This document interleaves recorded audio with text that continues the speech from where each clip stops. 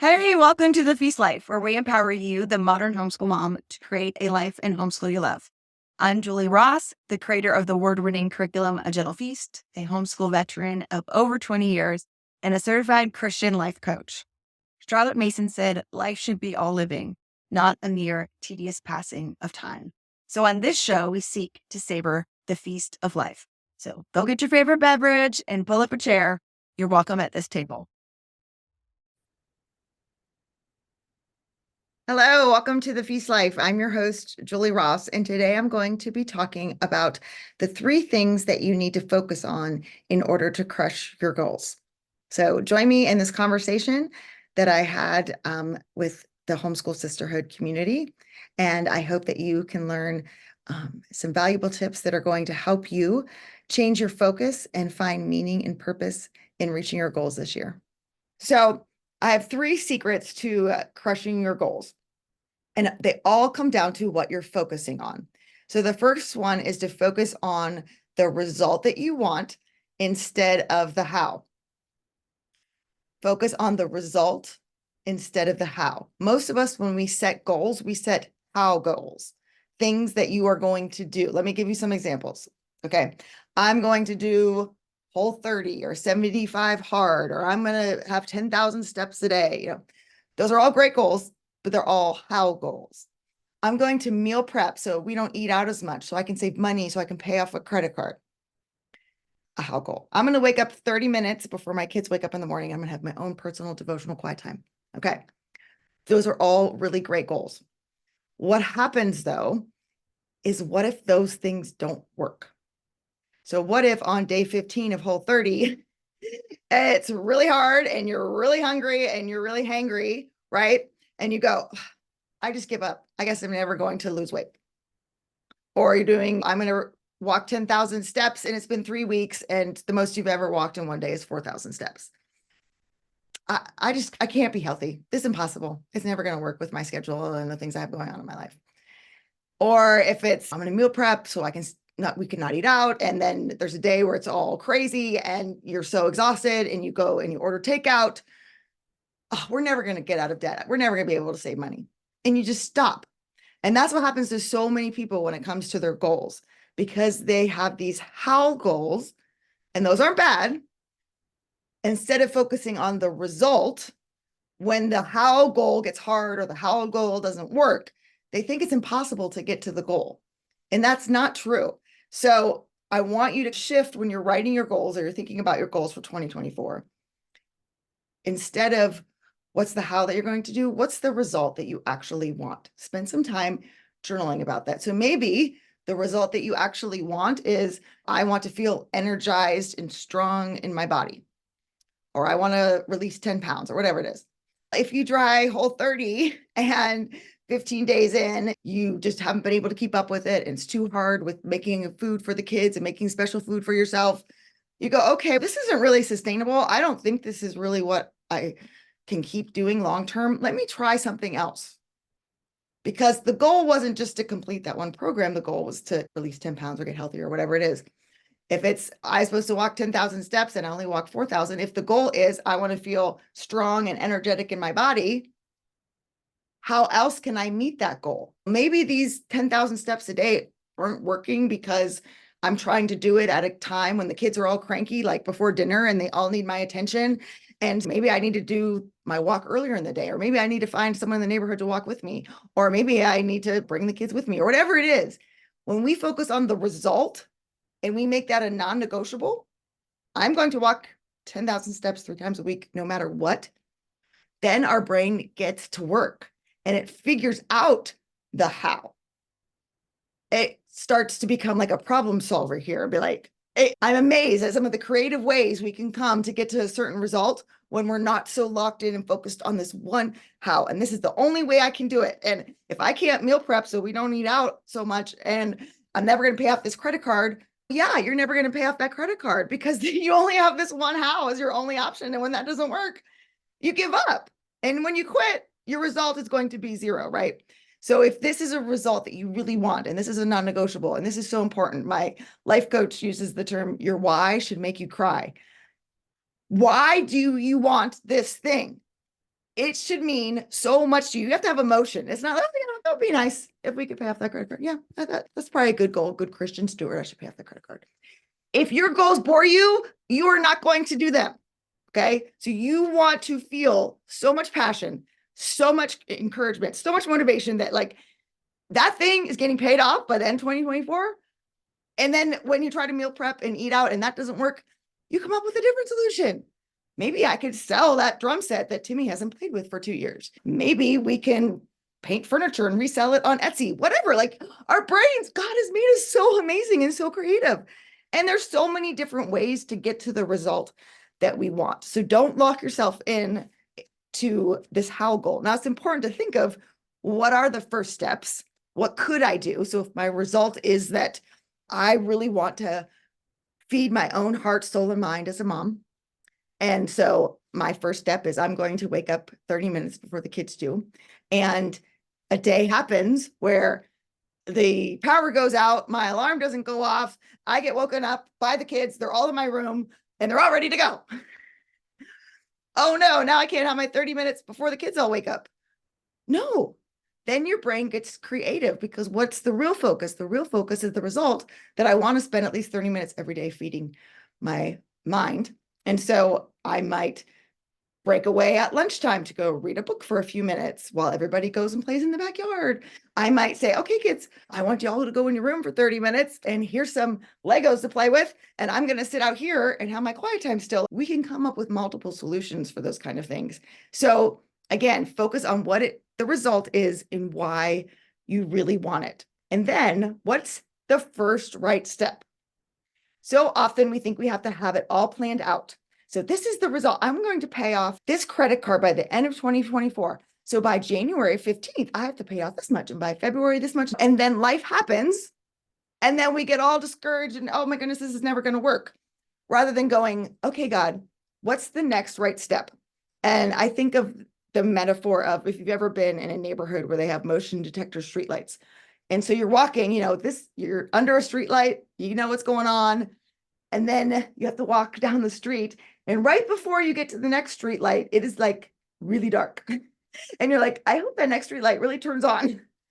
And you have to take that step of faith into some darkness for a little bit where you don't know what's there. There could be an animal behind that bush. There could be a pothole, but you take that step of faith anyway. And then that light turns on and okay, this is the step for this moment.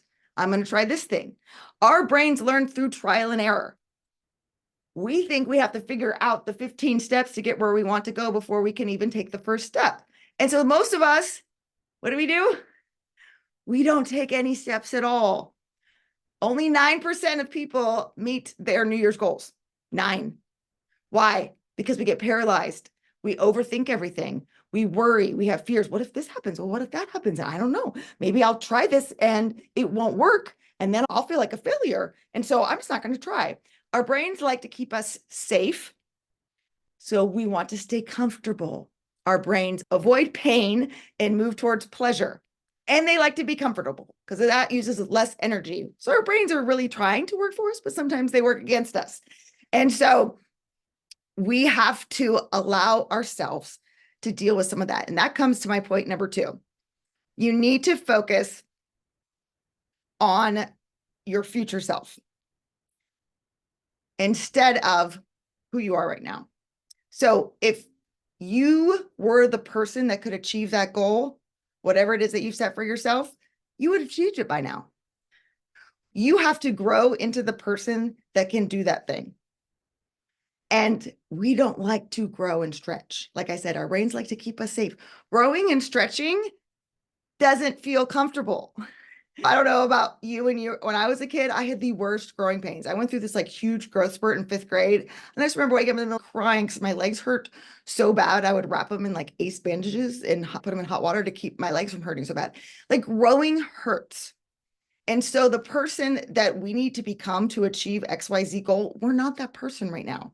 And we have to realize that part of this incredible process of goal setting is who we become along the journey.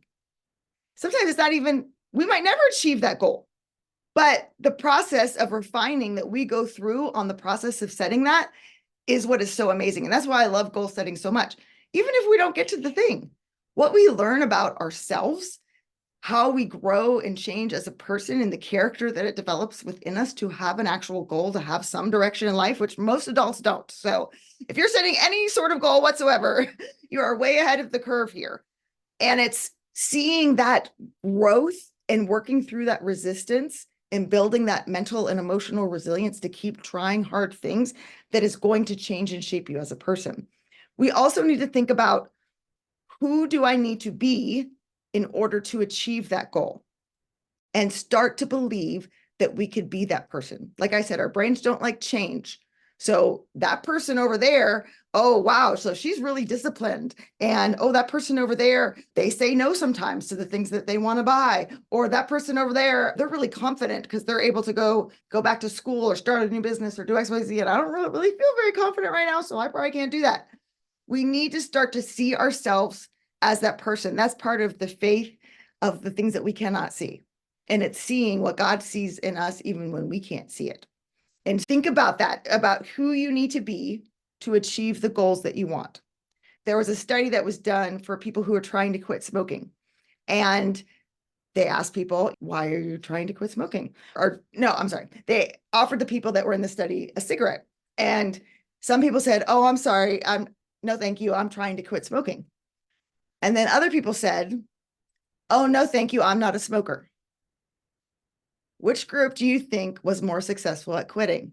The people who said, I'm trying to quit, or the people who said, I'm not a smoker? I can't remember the exact percentage, right? But it was the people who said, I'm not a smoker. They had taken on that new identity. The goal that I want to reach is, I don't want to do these things anymore. And so I need to see myself as a person who doesn't do these things anymore and train my brain to start seeing myself as that. So if I want to be the person that is, doing Whole30 or some other 10,000 steps or whatever it is, what identity do I need to have? So you have to change your mindset. Yeah, exactly. Right. So I need to be a person who makes healthy food choices. I'm a person who prioritizes my physical health. I'm a person who wakes up at 6:15 to go to the gym.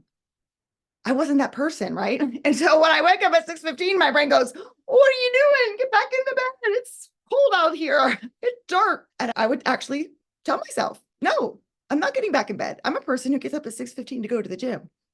And as I started to train my brain to see myself as that, it became less and less scary. And it became part of who I am. I'm a person who doesn't eat out. I'm a person who isn't afraid to look at my finances. That was a big one for me. I told myself, I am good with money. I love to balance my checkbook. Now, some of those identities might seem really far-fetched at first, especially like that. I love to balance my checkbook. I still don't, but I'm growing into that. So I keep repeating myself that I just love this. This is so great. And trying to teach my brain that's who I can become. So first of all, we need to focus on the results instead of the how. We need to focus on our future self. And part of focusing on that future self is allowing ourselves this process, this growth, this journey, to see goal setting not as either I achieved it or I failed, but to see the actual process in the journey as being the reward in itself. And then the last thing is, we need to focus on habits over motivation. So a lot of us set goals and then we try to willpower our way to do it.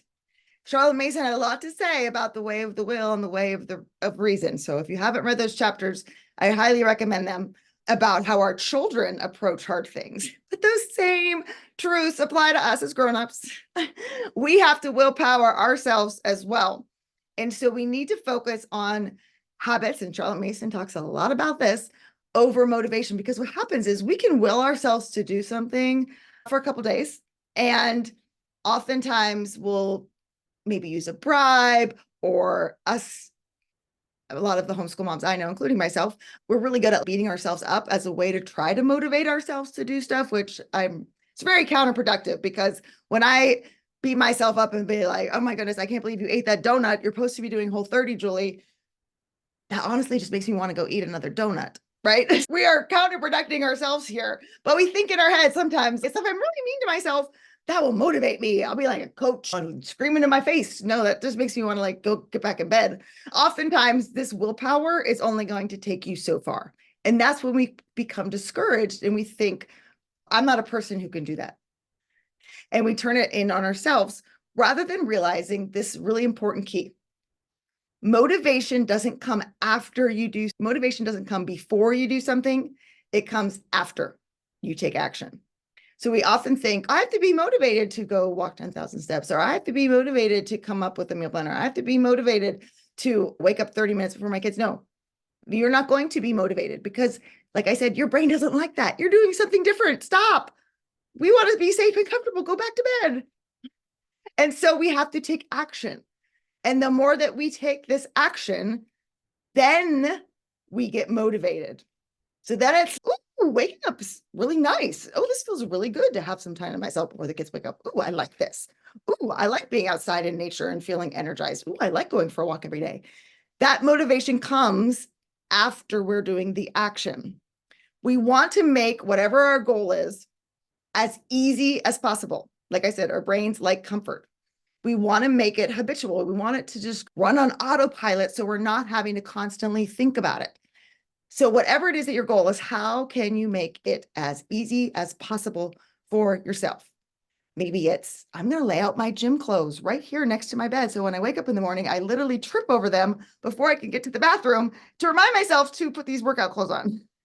I'm going to pay for emails, or I'm going to have some friends over and we're going to exchange freezer meals. There's so many creative options to make it easy, but the more you resist something, the harder it is, the less you're going to want to do it. Make it easy. You know, those like Staples easy buttons. So they did this study where this was in England, and they were getting people to try to exercise 1 day a week. And they had a control group. They didn't do anything with them. They just told them to go exercise 1 time a week. Then they had another group, and they gave them a bunch of education on why they should exercise, how it's going to lower the risk of heart disease, cancer, blah, blah, blah. Gave them a lot of information. And then they had the third group, and they told them to come up with a plan. When are you going to exercise 1 day a week? Where are you going to exercise? How are you going to make it easy for you to exercise? So the control group, 38% of them exercised 1 time a week consistently for the month. The group that got some like education, some knowledge that was going to motivate them, they only did 35%. So they did worse than the control group. And then the group that was told to like plan, make it easy, 91% of them did it. And so it's planning and scheduling and making things easy for you, not motivation. So some of us think, if I just take 1 more class, now if it's my class, it's okay. No, I'm just kidding. We think, okay, if I read 1 more book, if I listen to 1 more podcast, then I'm going to be able to do XYZ. Or if everybody else in my life will just make things easier for me, then I would be able to walk my 10,000 steps a day, but it's everybody else's fault, right?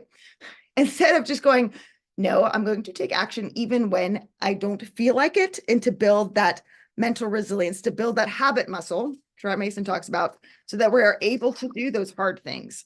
The best book I've ever read on this is Atomic Habits. So if you have not read that, actually, if you go to a Gentle Feast on our blog, I put a list up of my. It actually was the last one of the year. Oh, wow. You guys did it in your book club? Yeah. Oh, yeah. So everybody knows what I'm talking about. Okay. I'm preaching to the choir here, but yeah, I love that. And he talks about that in this book, is where it's getting from, about this, how you want to make things a habit instead of trying to motivate yourself to do it. But on the Gentle Feast blog, I have a list of all of like my favorite coaching, mom encouragement kind of books on there for the start of the year. But in Atomic Habits, he gives this example of the dancer Twyla Tharp. And she says, I begin each day of my life with a ritual. I wake up at 5:30 a.m., put on my workout clothes, my leg warmers, my sweatshirt, and my hat.